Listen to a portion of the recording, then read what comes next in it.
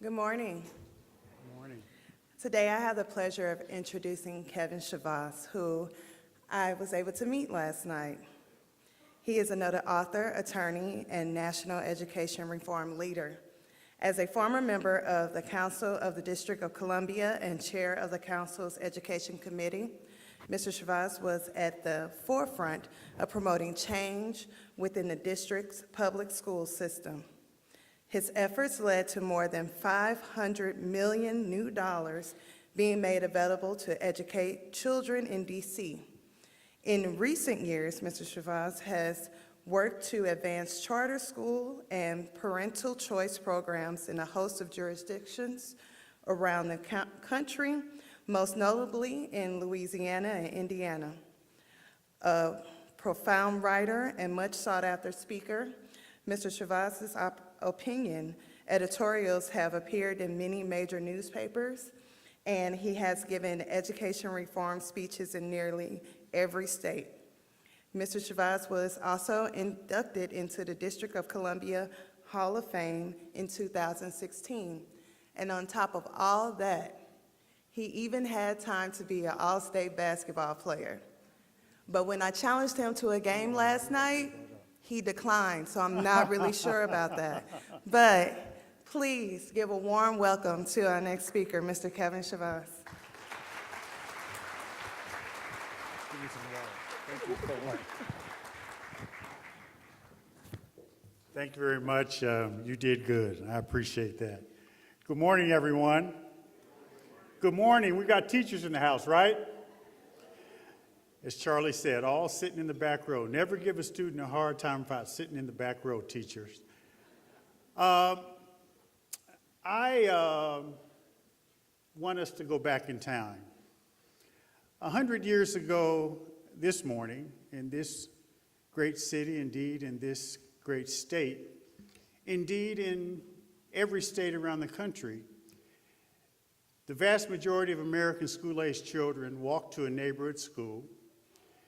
They were greeted by a teacher who was educated at what was then called the normal schools, which was the predecessor teacher training schools for our ed schools today.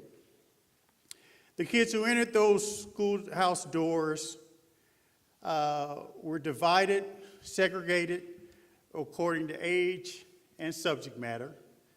So all the 10-year-olds were in 5th grade, and the 6-year-olds, 11-year-olds were in 6th grade. And they had time for math and history, and they were all segmented. They weren't taught together. During that time, the kids who were brought into those classrooms, they had to be there at 9 at the time the bell rang. They were dismissed at 3. They had an hour for lunch. The summers were off, and that served us well 100, 125, 130 years ago. That system was put in place during the Industrial Revolution.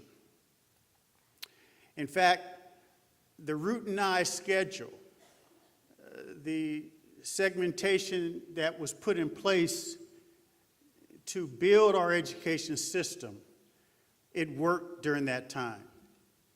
From 1905 to 1940, the graduation rate of American high schoolers went from 5% to 50%.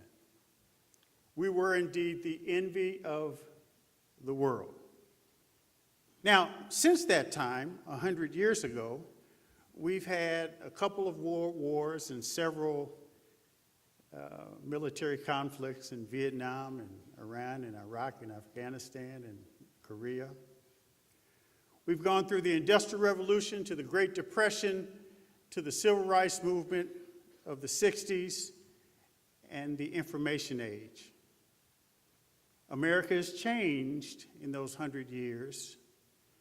Yet 100 years later, this morning, the vast majority of American school-aged children experience the exact same educational gateway that their great-grandparents experienced. And us being the envy of the world for so many years has changed. Charlie talked about the college graduation rates and how we're compared to other nations.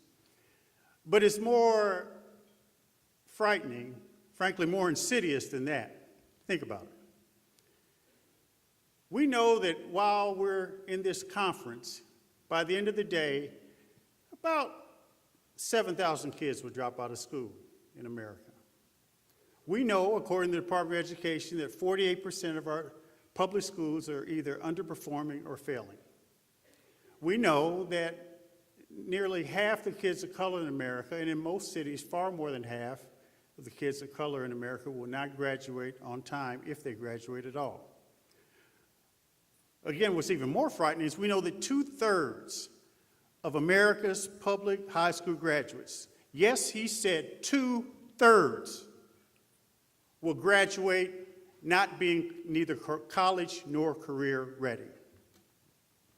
And Jeb Bush gave me a frightening statistic not long ago, which I'm always make sure that I incorporate. Again, it goes to Charlie's point.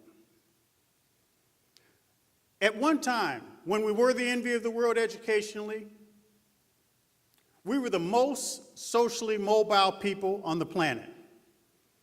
That means that if you were born in poverty, because of that great educational system that was embedded in the fabric of our culture 100 years ago, you had a strong likelihood of moving up the economic rungs of American society, from poverty to lower income, to middle income, to even upper income. We were the most socially mobile people on the planet. Now, we're the least socially mobile people on the planet.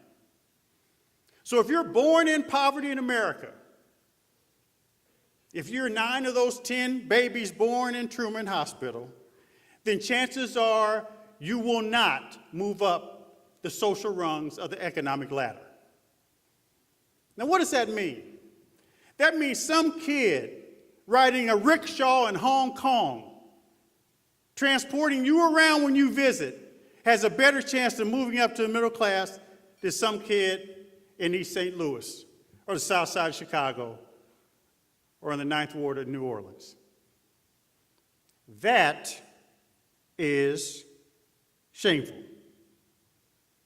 So that's where we've been, and that's where we are. Now, how do we get past that? Well, part of the challenge with this one-size-fits-all approach that's become the fabric of our education is the nostalgia and sentimentality wrapped around it. We all remember that first prom, and we remember getting lockers when you're in school, and you remember, all the exciting, historical, sentimental attachments that come to this notion of public education. It was the gateway not just to the life that we all yearn for. Frankly, it was a gateway to adulthood. And that's why we make movies about the high school reunion and the hijinks associated with developing in our public schools.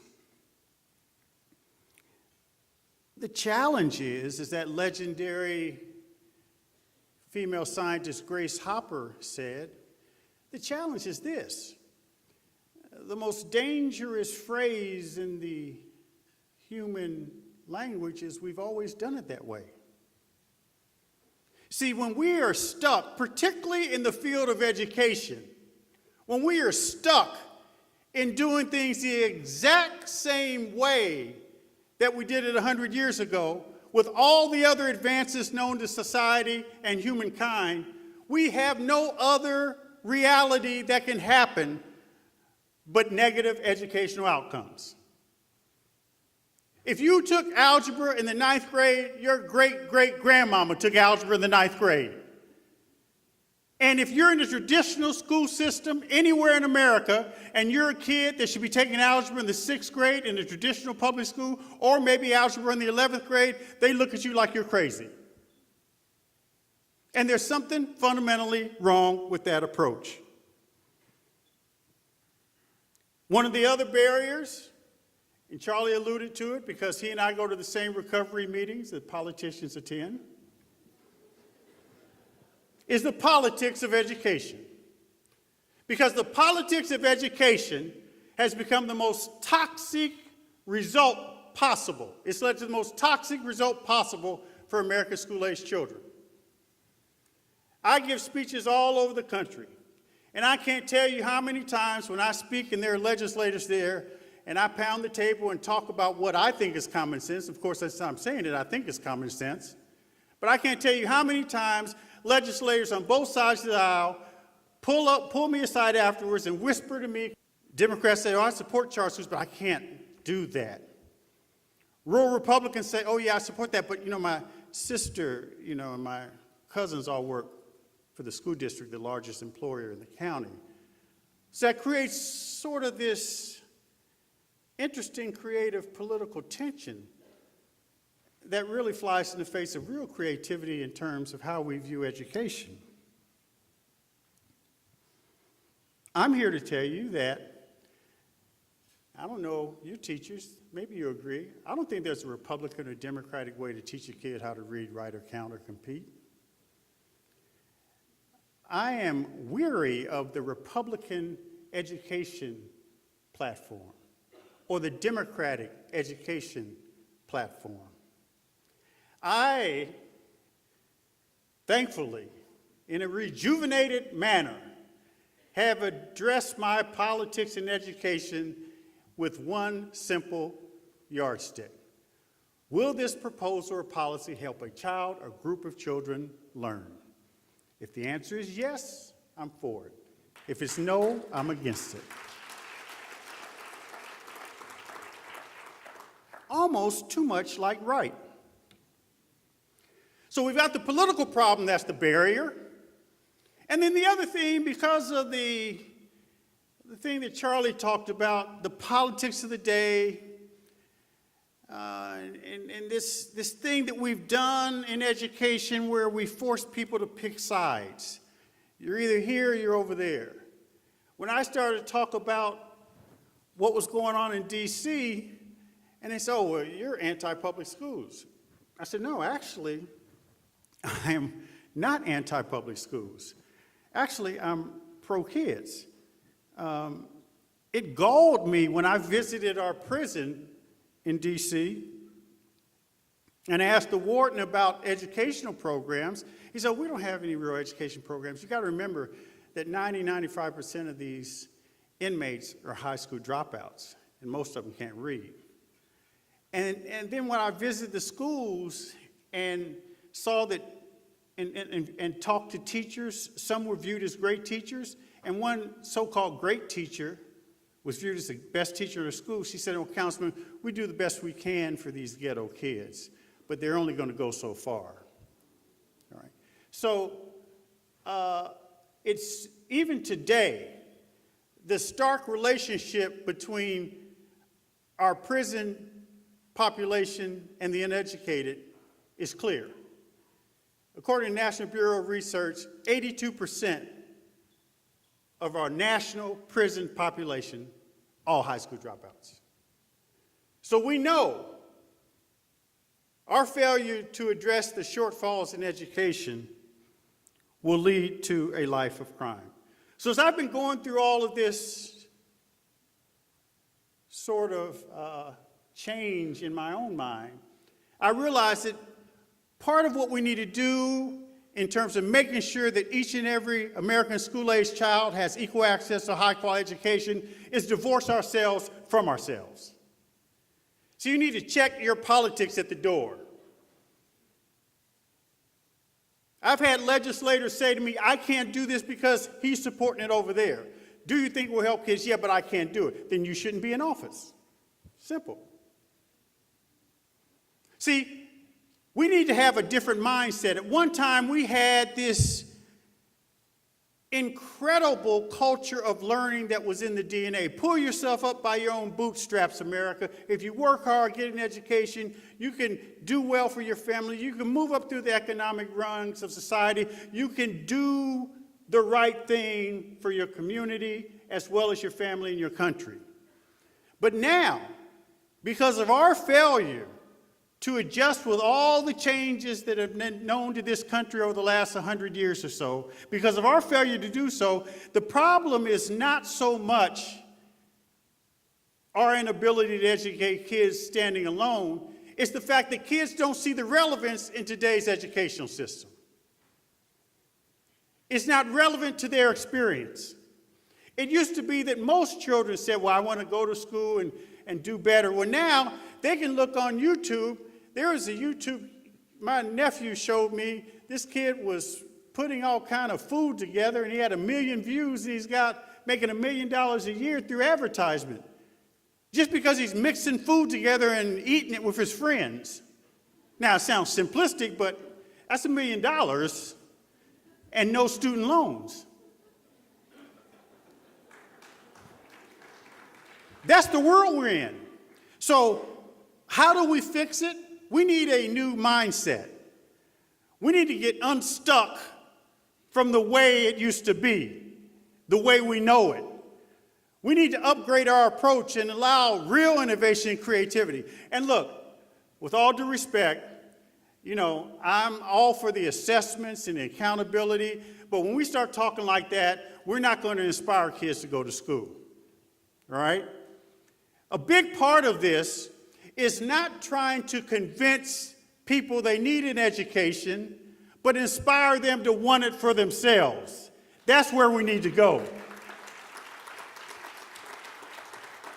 See, I think we need to build a new culture of learning in America.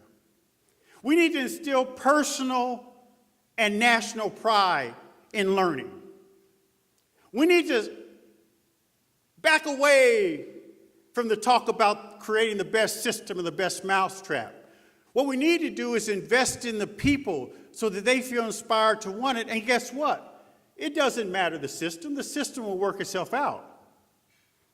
See, we need to build this national obsession around learning that transcends the politics of the day. This is a new form of patriotism, a new form of nationalism, something that's not fear-based. Just about every form of nationalism or patriotism we face today is all fear-based. Keep them away from us, don't want them to bomb us, don't want them to hurt us. Well, what if we built this new national obsession around learning that's positively infectious, that celebrates the best of us, that celebrates children in a more holistic way? We need to make education cool and fun again. Yeah, you can clap on that. And the people must drive the change. I know we don't have a lot of time, but I want to share the story about how we actualize this. So, you know, I've become sort of a Svengali for a lot of celebrities. And so they reach out to me, and when Pitbull reached out, and I helped him start his charter school. And he started a charter school in Miami called SLAM. So in biology, he had the Miami Dolphins trainer come talk about biology. You know, in the geometry class, the classroom had the yards of a football field, and they had one of the Marlins baseball players, this secret fantasy, you know, baseball participant that participated with the kids. Well, when he had attached his name to this school under the Academica banner, and Academica is one of the amazing charter schools, it runs an amazing charter school network with my friend Fernando Zulueta, who formed it. When they announced this school, they had kids, 13, 14, 15 years old, standing in lines for blocks to sign up for the school. Some kids forged their parents' signature to sign up for the school. They don't have a problem with attendance because they realize that there's this cool factor and this innovative factor that met the kids where they are. When we inspire kids to learn, it's a life-changing experience for the whole family. Like those New Orleans mothers who I met, who all came from public housing, but they were excited because their kids got scholarships to go to some great schools, And they had a luncheon for many of us who were involved in it, including some of the state representatives who got involved. And these mothers stood up and all talked about how they didn't know education could be like this. And several of those mothers went back to get their GED because they were inspired.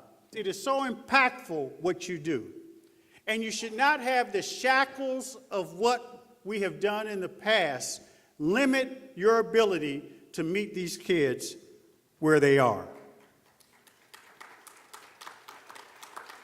See, I think by creating this new shift, this paradigm shift, where we focus away from flatline test scores and what we're not doing, and tease out the excitement associated with what's possible, and lift up the models that work, then we can stimulate a newfound belief in education that has been lost over the years. This is a new definition of Made in America.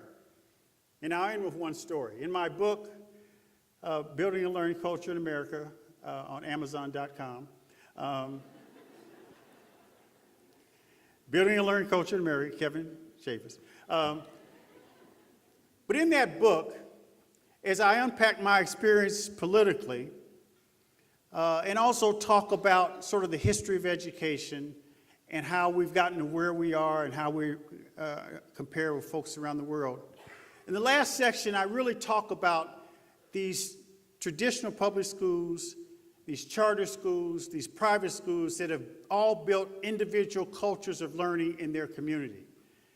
And I mentioned Salem Wood. Charlie mentioned Boston. Salem Wood is a traditional public school, an amazing principal. I spent 2 days with the teachers, and I also talked to sanitation workers and maintenance folks and janitors at school who all have gone back to get further degrees because they were inspired by the kids that they see every day and how excited they are.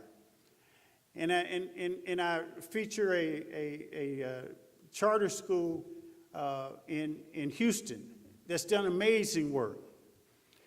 But to me, the ultimate goal of Made in America is fully personalized learning experiences for all kids. Where at the end of the day, some kids respond to certain learning modalities, you know that as teachers, and some don't. But when you're forced in a rigid, regimented way to impose the same structure on each and every child, it just will not work. And as I've talked about personalized learning around the country, I was introduced to the folks at Lindsay. And I'll end by sharing quickly the Lindsay School District experience. So Lindsay is this school district that's based between Bakersfield and Fresno, California. It's a largely migrant working community. The average educational attainment of the parents in the school, or in the community, frankly, is 5th grade. And they've had some challenges. It's poor, largely Hispanic, largely migrant workers. And their school system was suffering. When speaking with the superintendent, Tom Rooney, he realized he had a problem with a couple of colorful examples he gave, but the one most striking was when he found out one of his valedictorians had to take 2 remedial classes in college. And then when he started talking to his staff about it, and they all gave each other the side eye, he came to find out that 9 straight valedictorians had to take multiple remedial courses after graduating from that school district. So he said enough is enough.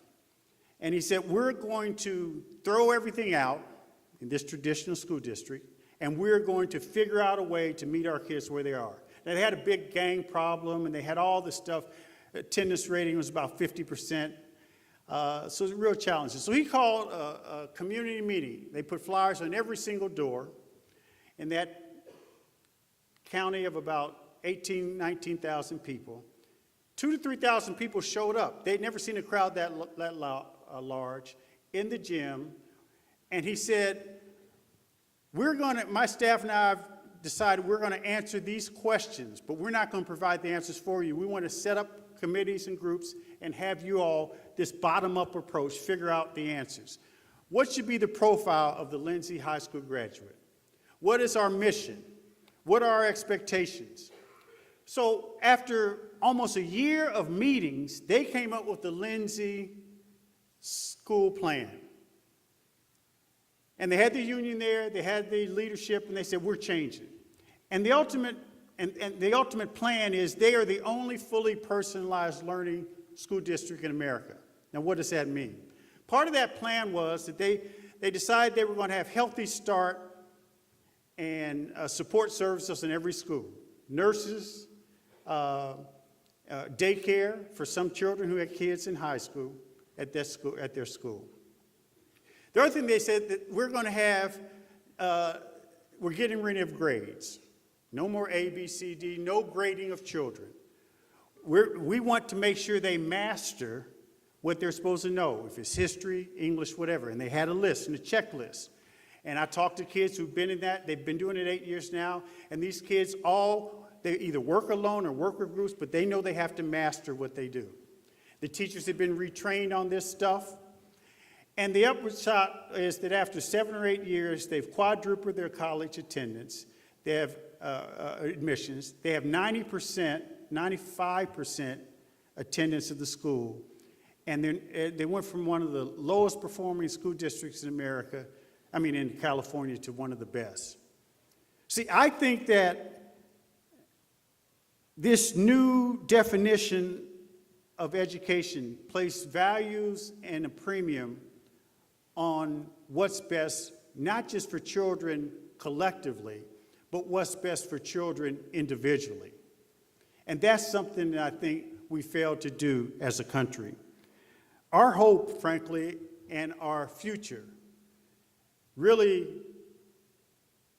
relies on us embracing this idea that all children can learn, and then finding out the best way to inspire them to be their best for their future and for ours.